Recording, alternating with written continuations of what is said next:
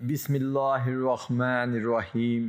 مرتے وقت انسان سب بھول جاتا ہے، لیکن ایسی دو ہستیاں جسے انسان مرتے وقت ہرگز نہیں بھولتا۔ جاننے کے لیے ویڈیو کو مکمل ضرور دیکھیے گا۔ عام طور پر یہ تصور کیا جاتا ہے کہ زندگی کے آخری لمحات میں ایک جنگ سی چل رہی ہوتی ہے۔ انتقال کرنے والے شخص کا چہرہ دیکھ کر یوں لگتا ہے جیسے وہ سو رہا ہے۔ چہرے پر بہت عام تاثرات ہوتے ہیں۔ ایسا لگتا ہے کہ موت کا عمل آخری سانس لینے سے ایک ہفتہ قبل شروع ہو جاتا ہے۔ اس دوران صحت متاثر ہونے لگتی ہے، جسم کمزور پڑنے لگتا ہے، چلنے میں دشواری پیش آنے لگتی ہے اور غنودگی طاری رہتی ہے۔ آخری لمحات میں کھانا پینا مشکل ہونے لگتا ہے اور کسی شخص میں طاقت نہیں کہ خدا کے حکم کے بغیر مر جائے۔ اس نے موت کا وقت مقرر کر کے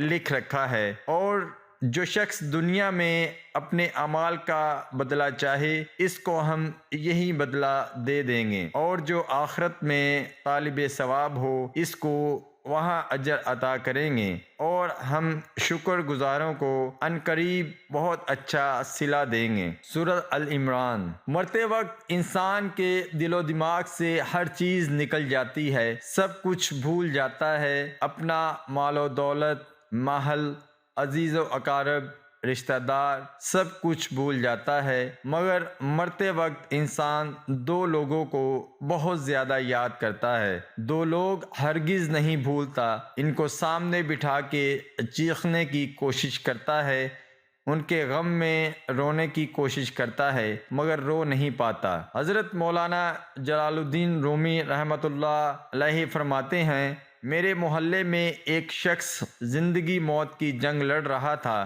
مرنے والا تھا، موت کے بالکل قریب تھا۔ لوگ میرے پاس آئے، بولے، حضرت ہمارا ایک شخص مرنے والا ہے، آپ آئیے، انہیں کلمہ پڑھنے کی تلقین کریں، قرآن پڑھنے کی تلقین کریں۔ حضرت مولانا جلال الدین رومی رحمۃ اللہ علیہ فرماتے ہیں، میں اس مرنے والے کے پاس پہنچ گیا، اس کے قریب بیٹھ گیا۔ آس پاس میں اس کے دوست، رشتہ دار، عزیز و اقارب بیٹھے ہوئے ہیں۔ اب اس مرنے والے کی آنکھیں چھت پہ لگی ہوئی ہیں، کچھ سوچ رہا ہے۔ اللہ نے اسے بولنے کی توفیق دی۔ وہ رو کر کہنے لگا، میرے بچے کہاں ہیں؟ اس کو نہ کمایا ہوا مال یاد آیا، نہ دولت یاد آئی، نہ عزیز و اقارب، یہاں تک کہ اسے ماں باپ بھی یاد نہ آئے۔ بس وہ کہتا ہے، میرے بچے کہاں ہیں؟ بچے دوڑ کر آئے، ساتھ میں بیٹھ گئے۔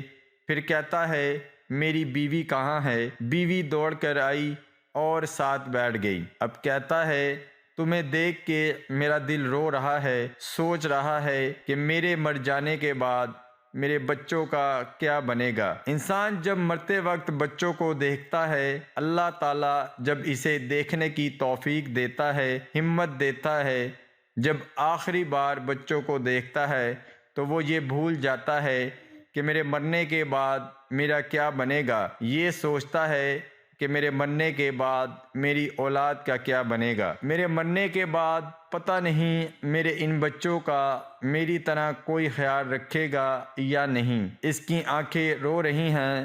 بیوی کو نصیحت کرنے لگا، میں تو دنیا چھوڑ کر جا رہا ہوں، مجھ پہ ایک احسان کیجیے گا کہ میرے ان بچوں کو قرآن مجید کی تعلیم لازمی دیجیے گا۔ ان کے منہ سے نکلا اللہ کا نام میری قبر کو روشن کر دے گا، مجھے جہنم کی آگ سے، اللہ کے عذاب سے دور کرے گا۔ ان کو دین کی تعلیم دینا۔ ایک واقعہ ملاحظہ فرمائیے، حضرت سیدنا موسیٰ علیہ السلام کا ایک قبرستان سے گزر ہوا۔ آپ علیہ السلام نے دیکھا قبرستان کی ایک قبر کے اندر مردے کو دردناک عذاب دیا جا رہا ہے۔ مردہ عذاب میں مبتلا ہے، اس کی قبر جہنم کے گھڑوں میں سے گھڑا بنی ہوئی ہے، مردہ عذاب میں مبتلا ہے، چیخ و پکار کر رہا ہے۔ حضرت سیدنا موسیٰ علیہ السلام آگے چلے گئے۔ کام کرنے کے بعد واپس جب اسی راستے سے گزر ہوا، آپ نے دیکھا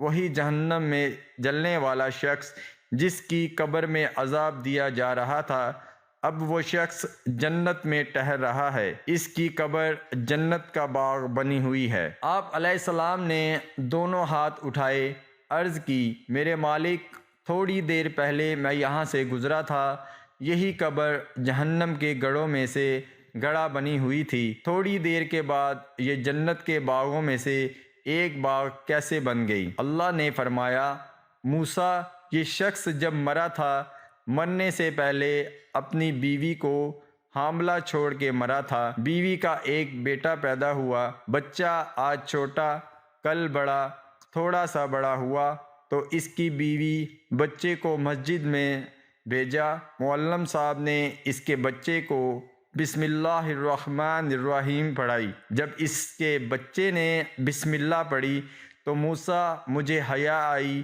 کہ اس کا بچہ میرا نام لے اور میں اپنا نام لینے والے بچے کے باپ کو جہنم میں ڈالوں، یہ میری رحمت گوارا نہیں کرتی۔ اس لیے ہمیں چاہیے کہ اپنے بچوں کو قرآن مجید کی تعلیم دیں۔ اگر تم چاہتے ہو کہ تمہاری قبریں روشن ہوں، عذاب تمہارے قریب بالکل نہ آئے، تو اپنے بچوں کو قرآن مجید کی تعلیم دینا۔ حضرت مولانا جلال الدین رومی رحمۃ اللہ علیہ فرماتے ہیں، وہ شخص توبہ کرتا کرتا یہ کہتا کہ میرے بچوں کو قرآن کی تعلیم دینا، ایک دم اس کی زبان لڑکھنانے لگی، اس کا بدن کانپنے لگا، موت کا فرشتہ آ گیا روح نکالنے کے لیے۔ فرماتے ہیں، جب انسان کی روح نکلتی ہے تو اس کا منہ کھل جاتا ہے، دونوں ہونٹ ایک دوسرے سے جدا ہو جاتے ہیں، انسان کی روح انسان کے پیروں سے نکلتی ہوئی اوپر کی طرف آتی ہے،